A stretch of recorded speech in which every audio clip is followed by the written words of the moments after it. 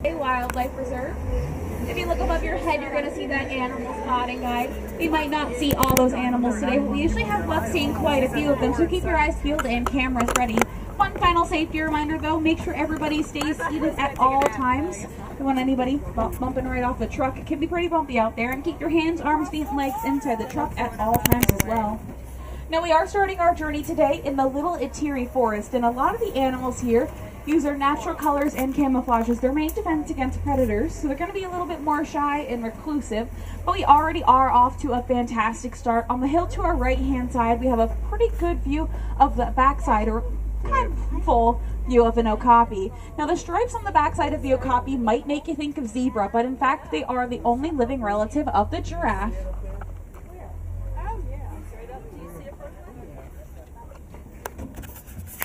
You can tell it's more closely related to the giraffe than any other animal because of its head shape and its a long prehensile tongue. Now the okapi is so good at using its natural colors to blend in with its environment that they weren't actually discovered and found until 1901, and before then a lot of people actually didn't believe it was a real animal. But of course the native communities in their local area knew they existed long before then. Now I normally have pretty good luck black rhino spotting around these parts, so we'll keep our eyes peeled for any rhino activity in the area. There's one back there, but there is one right over here. It might be a little bit closer for you guys to see. There are fewer than 5,000 black rhino left in the wild, unfortunately, because they are being poached for their horn, which is made of keratin, the same thing that our nails and hair are made out of. They're very solitary and territorial creatures, so I don't want to get in their way too much.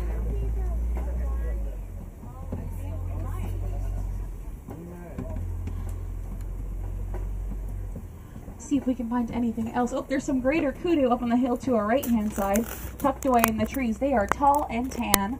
Looks like they are female greater kudu because they don't have the 5 to 6 foot long swirled horns that male greater kudu have.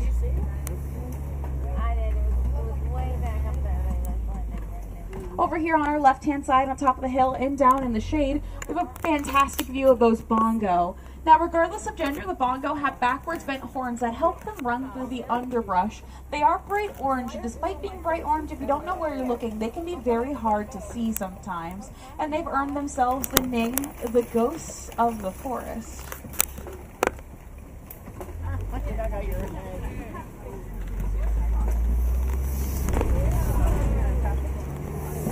Now I'm going to take you folks to a little watering hole I know up ahead called the Safi River, where we usually have pretty good luck animal spotting,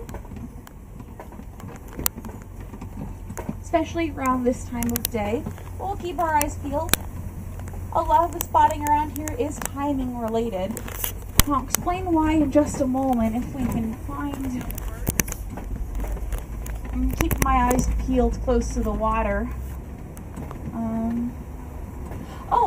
Oh, there's some hippos over here to our left-hand side. Now hippos can hold their breath for up to 8 minutes underwater, which is why I say a lot of hippo spotting is about timing. Come over here, we should get a pretty good view from over here.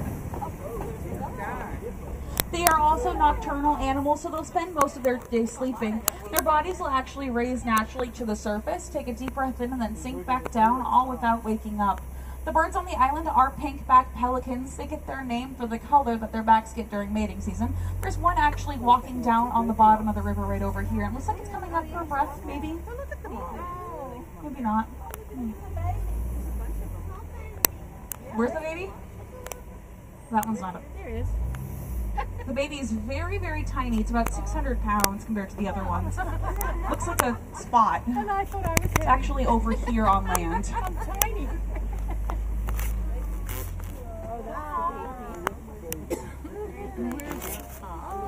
Trying to get those birds off his back. Like I said, about 600 pounds. He's about 8 months old. He was born here at the end of January. Now these are crocodile on underneath this bridge. They can be just as long as a giraffe is tall, which is to say about 18 to 20 feet long. And they also have a bite pressure force of about 2,000 pounds per square inch, which makes them one of the world's strongest hunters. Thankfully, though, they only need to use that about once a week, because that's how often Nile crocodile really need to eat. They can go months at a time without food, though.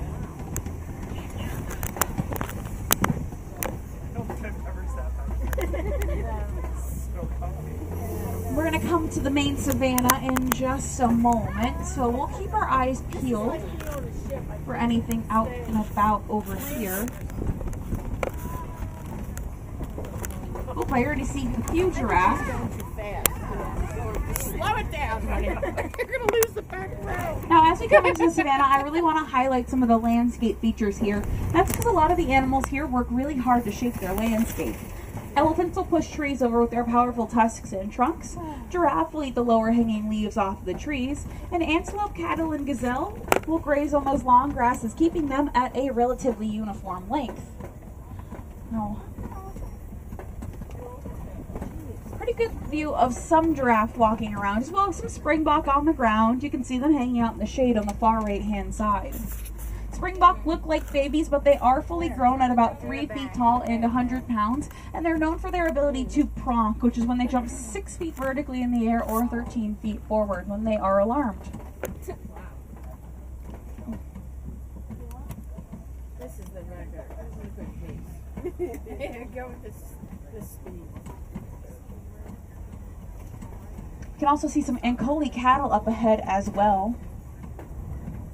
Ankole cattle have pretty big horns. They're about 5 feet long individually, and despite looking pretty heavy, the horns are actually hollow on the inside. They have a series of blood vessels that run up and down the horn.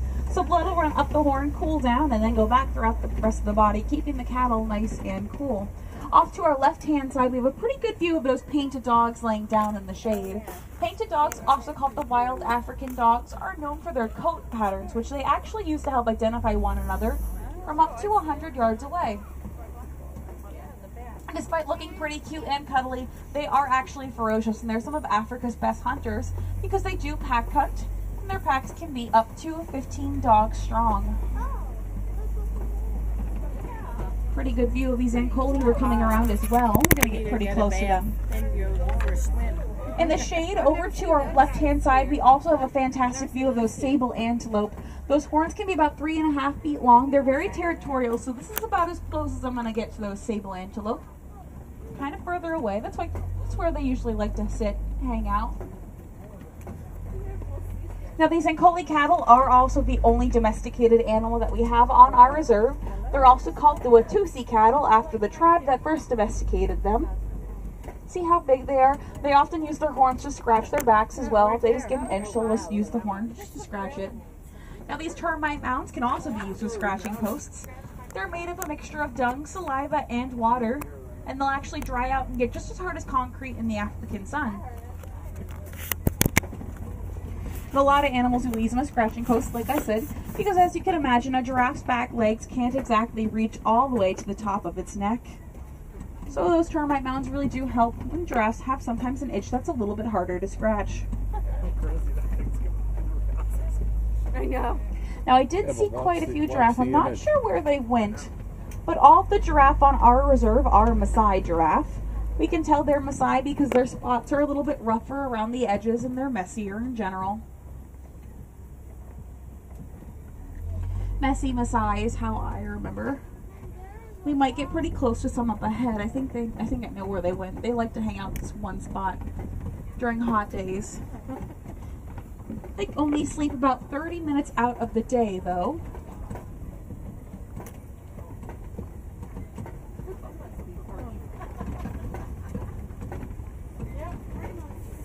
They eat for about 20 hours as well. They eat using their 18-inch long prehensile tongue, which is going to be a dark purple or black color, and that just acts as a natural sunscreen for the tongue itself.